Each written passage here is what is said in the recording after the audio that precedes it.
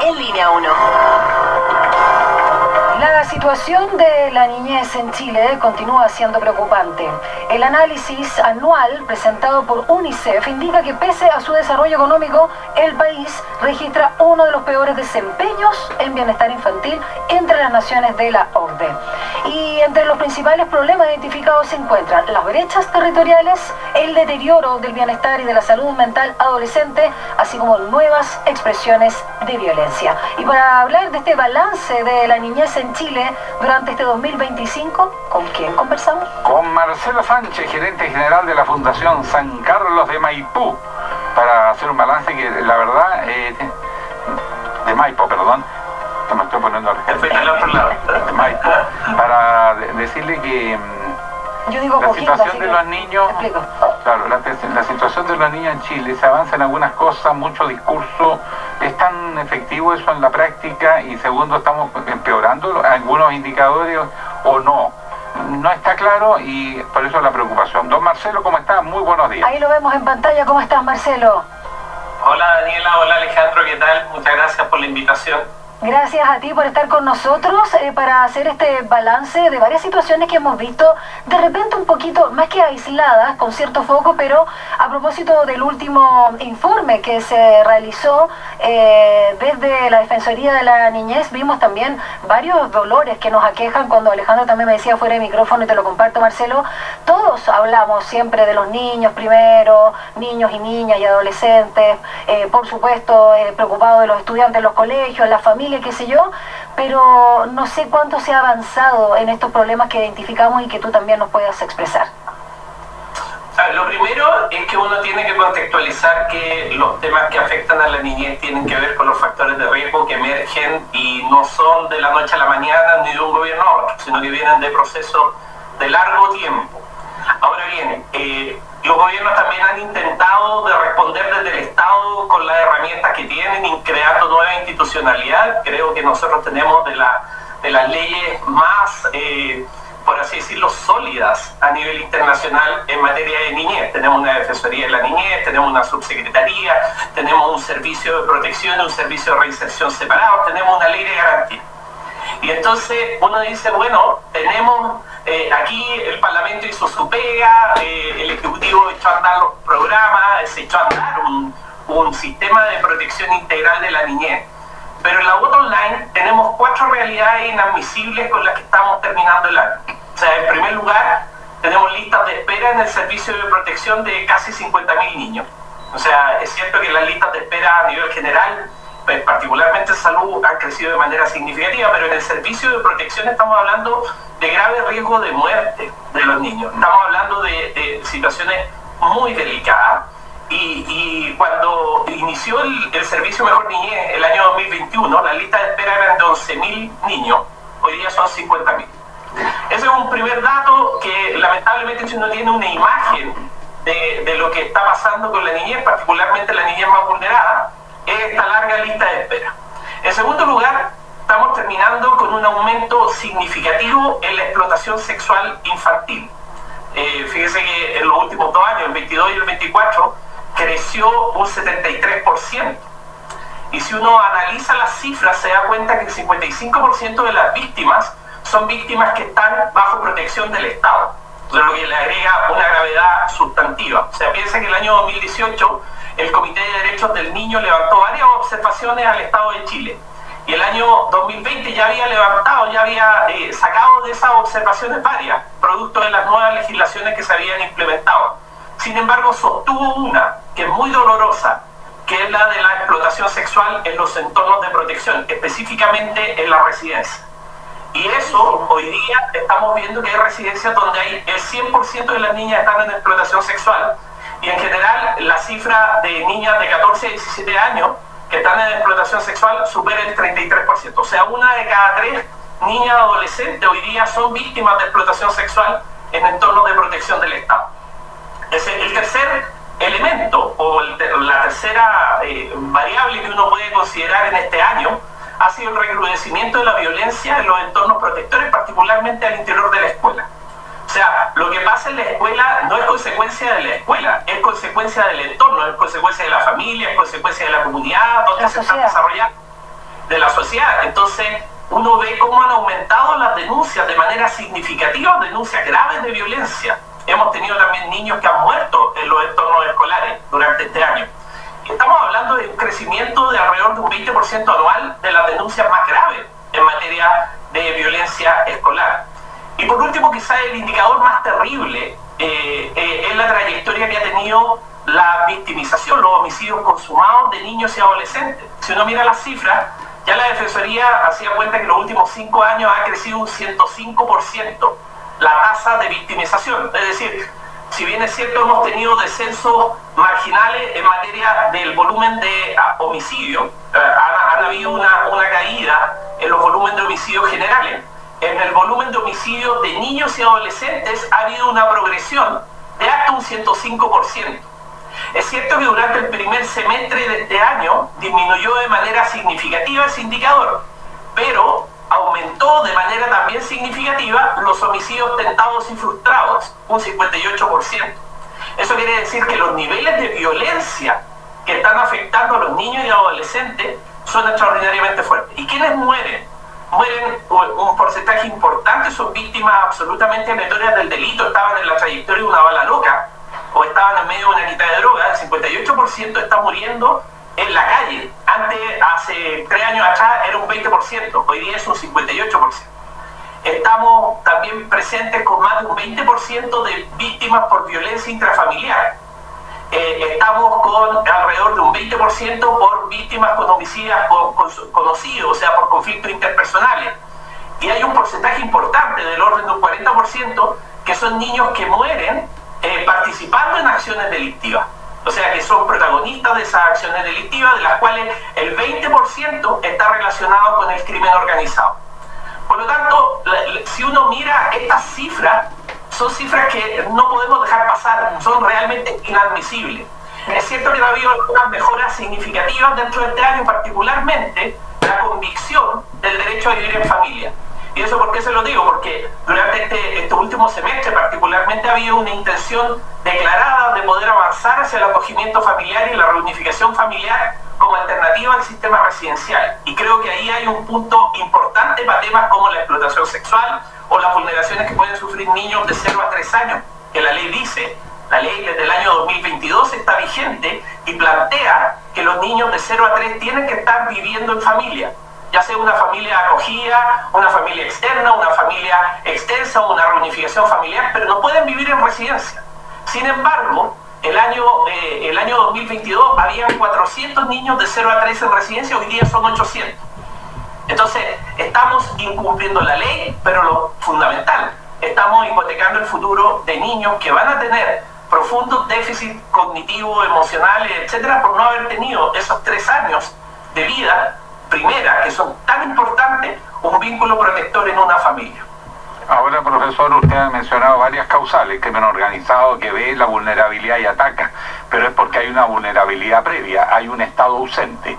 En el caso de esta institucionalidad que se crea para proteger a los niños, ¿quién diablo fiscaliza que no ocurra eso? O sea, a uno le llama la atención que se habla de las casas de protección, etcétera, y ahí mismo se comete el abuso y se comete además, se comercializa. Entonces, ¿cómo se crean sistemas que no se evalúan, que no se fiscalizan? ¿Dónde estaría? Bueno, falta plata siempre, pero si hacemos algo, hagámoslo bien.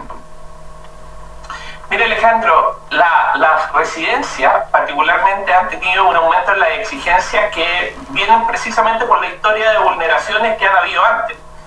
Sin embargo, esas exigencias tampoco han tenido como correlato en mejores fiscalizaciones, supervisiones y mejoras también en los equipos clínicos que deberían estar al interior de las instituciones de trato directo, básicamente de cuidado, donde se requiere, por ejemplo, atención psiquiátrica, donde se requiere el tratamiento de trauma complejo, donde se requiere el poder blindar de la llegada de los proxenetas a esas instituciones.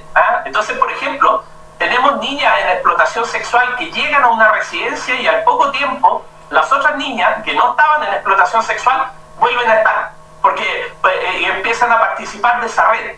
Entonces, aquí hay temas de fondo. Uno, primero, del sistema. Las niñas que están en explotación sexual no pueden estar en residencia.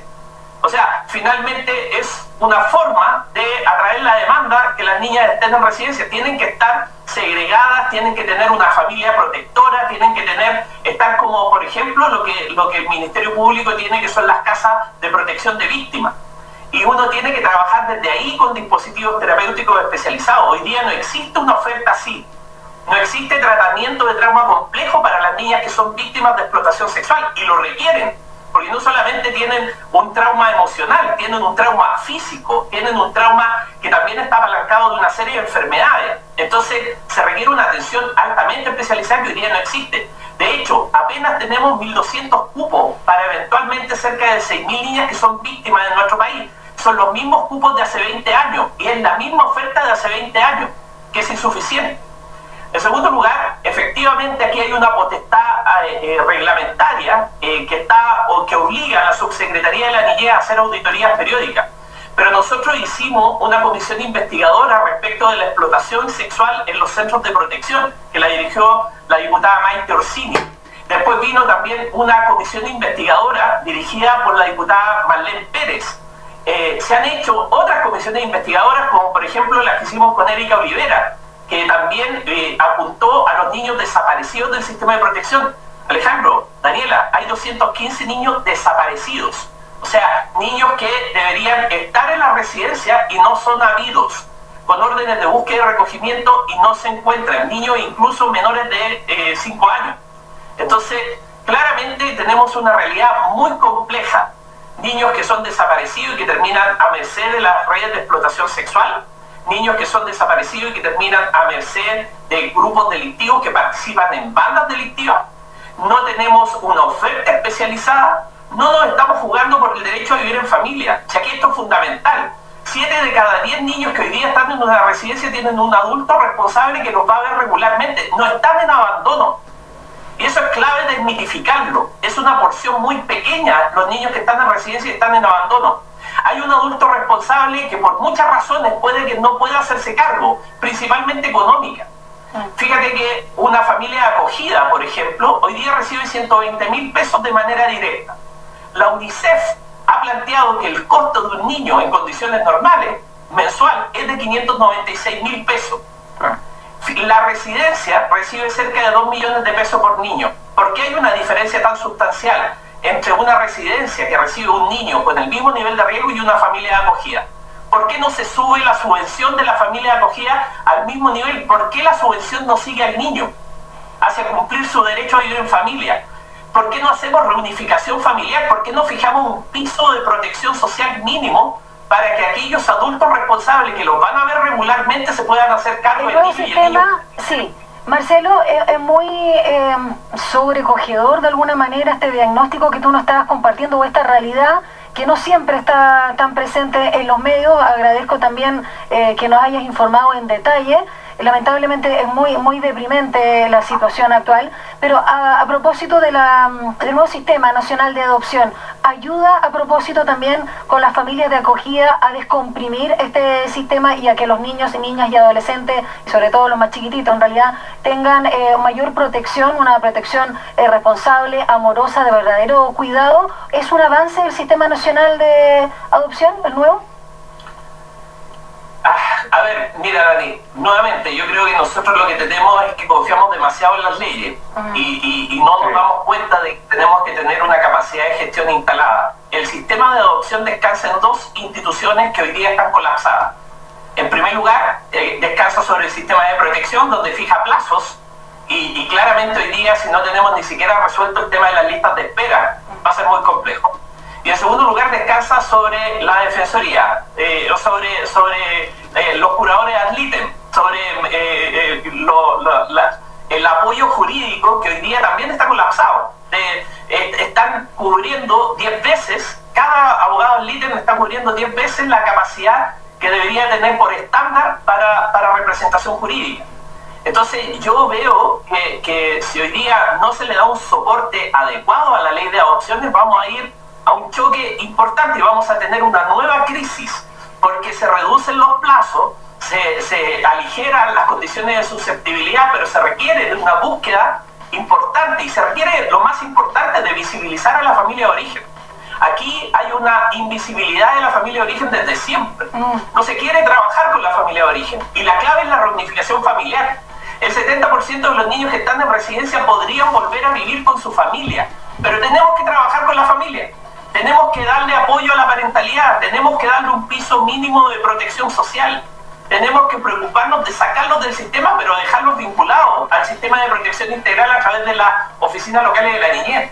Pero hoy día las oficinas locales de la niñez, por ejemplo, no tienen potestad administrativa. La tienen en el papel. Pero resulta que la ley de garantía no tiene mecanismos de exigibilidad ni tiene sanciones.